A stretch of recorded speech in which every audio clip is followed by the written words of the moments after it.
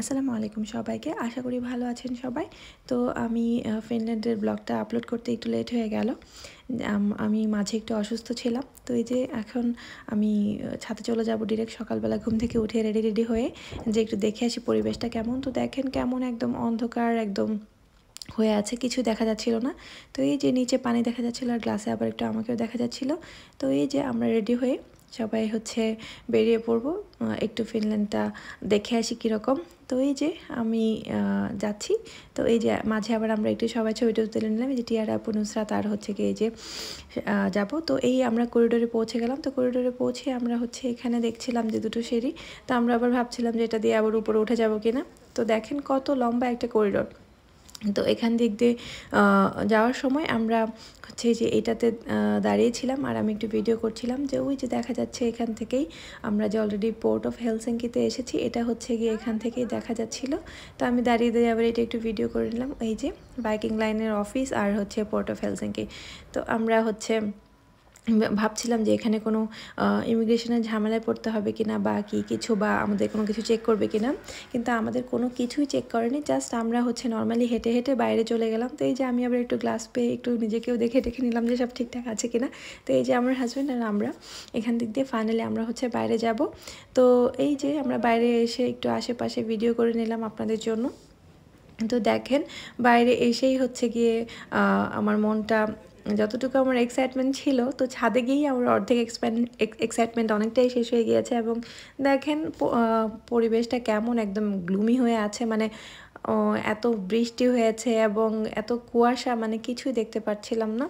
যাই হোক, তো তখন আমরা এখানে দাঁড়িয়ে একটু আমি আশেপাশেটা ভিডিও করে আবার সেই পোর্ট অফ হেলসিঙ্কিটা যে ফাইনালি আমরা ফিনল্যান্ডে এসেছি এটা তুলে, তো আমি আর আমার হাজব্যান্ড একটু ভিক্টরি দিলাম যে yes finally we are in the Finland.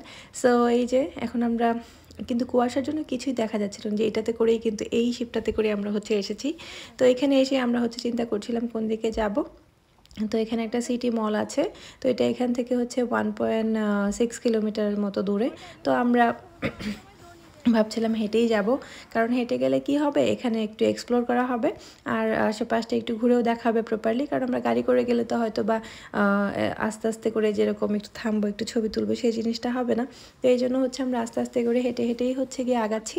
তো যে ওরা সামনে আর আমি পেছন পেছন একটু একটু করে ভিডিও করছি, আবার সাথে আমাকে একটু ভিডিও করে নিচ্ছি। আমার আসলে ভালোই লাগছিল, একটা নতুন শহরে এসেছি বা নতুন দেশ দেখতে এসেছি, কিন্তু আমার ওয়েদারটা দেখেই মনটা আসলে খারাপ হয়ে গিয়েছে।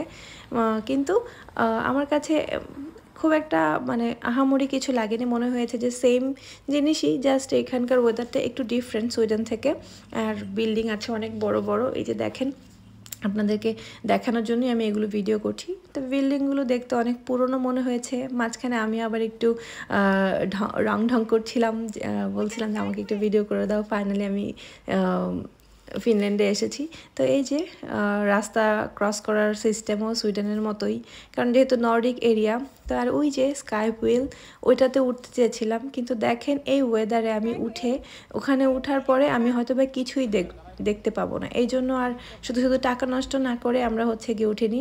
তো এইখানেই আমরা রাস্তায় একটুখানি আমি হেঁটে হেঁটে রং করে ভিডিও টিডিও করে ঘুরছিলাম। তো এই যে আমি আরেকবার একটু করলাম। তো আমরা যাচ্ছি ক্যাথেড্রালের উদ্দেশ্যে যাব, মেইনলি সিটি মলটাতে আমরা খাবো এবং এর আগে রাস্তায় যা যা পড়বে তা দেখতে দেখতে যাব। যেমন এই যে এখানে আমি একটা ট্রাম দেখলাম, তো ট্রামে আর ওঠা হয়নি, কিন্তু দেখে ভালো লাগছিল। এবং আমরা যাচ্ছি ওই ক্যাথেড্রালটাতে। তো ক্যাথেড্রালটাতে যাওয়ার আগে এইটার রাস্তাতেই এত সুন্দর নীল কালারের ফুল ফুটে আছে, দেখেন জাস্ট মনে হচ্ছে যে কেউ হয়তো বা ক্ষেত লাগালে যেরকম করে ফুল হয়ে থাকে ওরকম ফুল হয়ে আছে। তো এই যে দেখেন আমি আবার একটু ভিডিও করলাম, কারণ সুইডেনেও আমি এই ফুলগুলো দেখেছি এবং আমি ভিডিও করেছি এবং অসম্ভব সুন্দর লাগছিল। জানি না ফোনে বোঝা যাচ্ছে কিনা, খুবই সুন্দর লাগছিল। তো এই তো ওরা আমাকে ফেলে রেখে চলে গিয়েছে, তো আমি একটু সামনের দিকে আগাচ্ছি। তো আমার হাজব্যান্ড আবার আমাকে খুঁজতে খুঁজতে চলে এলো। তো আমরা এখন এটার ভিতরটাতে গিয়ে একটু ছবি টবি তুলবো, তুলে গিয়ে আমরা আবার যেহেতু আমাদের সময় খুব কম, তো আমরা গিয়ে খুব ফাস্টই হাঁটছিলাম এবং ফাঁকে ফাঁকে আমি ওর ভিডিও করছিলাম। তো আমার হাজব্যান্ড বললো দাও তোমাকেও একটু ভিডিও করে দিই। তো এই যে আমি হচ্ছে গিয়ে সামনে হেঁটে হেঁটে দেখছি আর বলছি যে চলেন আমার সাথে দেখাই। তো এই যে এখানে আমরা বসে অনেক ছবি তুললাম, আপুদেরকেও ছবি টবি তুলে দিলাম। তো আমরা এখানে এই জিনিসটা উপরে যে গোল্ডেন কালারটা আছে এটা রোদ পড়লে অনেক চিকচিক করে, খুবই সুন্দর, কিন্তু আমরা সেই জিনিসটা দেখতে পারিনি। তো আমরা ভাবলাম একটু ভেতরে যাই। তো এই যে ভেতরে যাচ্ছি আমি। তো ভেতরটা আর আমি হচ্ছে ওভাবে করে ভিডিও করিনি, কারণ হচ্ছে একটা ধর্মীয় জায়গায় শুধু শুধু ভিডিও করে কি হবে। এটা নিয়ে মনে হয় আমি কোনো চার্চের ভিতরে হয়তো বা 3rd টাইম ঢুকলাম। আর এই যে এখান থেকে পুরো শহরটাই মোটামুটি দেখা যায়। তো আমরা ওখান থেকে নেমে তো আমরা হাঁটতে হাঁটতে সামনের দিকে আগাচ্ছিলাম। তো দেখলাম যে সুইডেনেও যেরকম প্রচুর সাইকেল এবং হচ্ছে ভয় রাইড এগুলো থাকে, এখানেও আছে, কিন্তু এটার কালারটা ডিফারেন্ট। তো এই যে এখান থেকেও বললাম না যে এটা সবচেয়ে উঁচু, এখান থেকে পুরো শহরটাই দেখা যায়। তো আমরা যেহেতু কুয়াশা ছিল এই জন্য দেখতে পারিনি, কিন্তু হচ্ছে খুবই সুন্দর লাগতো হয়তো যদি কুয়াশা না থাকতো। তো এই যে আমরা অনেকগুলো দূর থেকে দেখতে পাচ্ছিলাম যে এরকম টেন্টের মতো। তো ভাবছিলাম যে এটা হয়তো বা কোনো মেলা হবে, যেই ভাবনা সেই কাজ। তো আমরা ওদিকেই আগাচ্ছি। তো আগাতে আগাতে আশেপাশে দেখলাম যেটা অনেক বিল্ডিং, কিন্তু আমার কাছে যেটা মনে হয়েছে মানুষজন খুব একটা বেশি ফিনল্যান্ডে নেই। এটা সবচেয়ে সুখী দেশ, ঠিক আছে, সবই ঠিক আছে, কিন্তু আমার কাছে খুব একটা ভালো লাগেনি। কেন মানুষ এখানে এত সুখী সেটা আমার জানা নেই, কিন্তু খুব মানুষজন খুবই কম।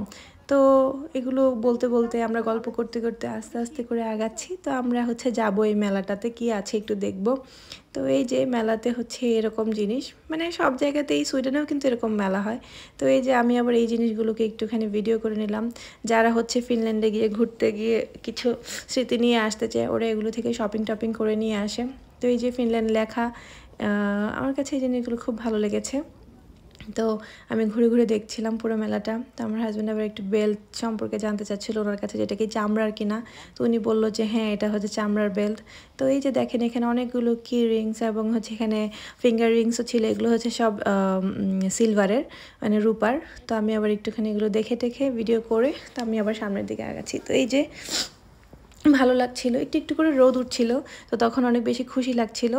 তো সেই ফাঁকে আমি একটু আমার নিজেকে ভিডিও করে নিলাম। এবং হচ্ছে যে এটা ওদের কোনো অফিসিয়াল কিছু হবে, আমি তো এত ডিটেলসে জানি না, বাট আমার কাছে মনে হয়েছে এদের স্ট্রাকচারটা দেখে যে এটা হয়তো ওদের গভর্নমেন্টাল কোনো অফিস কিছু একটা হবে। তো এই যে আমরা হচ্ছে রাস্তা ক্রস করে গুগল ম্যাপ দেখে দেখে আমরা হচ্ছে আগাচ্ছি ওই মলটার দিকে।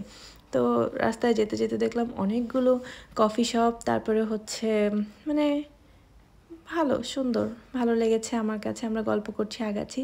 ওই দিন আমাদের অনেক বেশি হাঁটা হয়েছে, মানে পুরো শহর তো আর দেখতে পারিনি, যতটুকু পেরেছি হেঁটে হচ্ছে আমরা দেখেছি।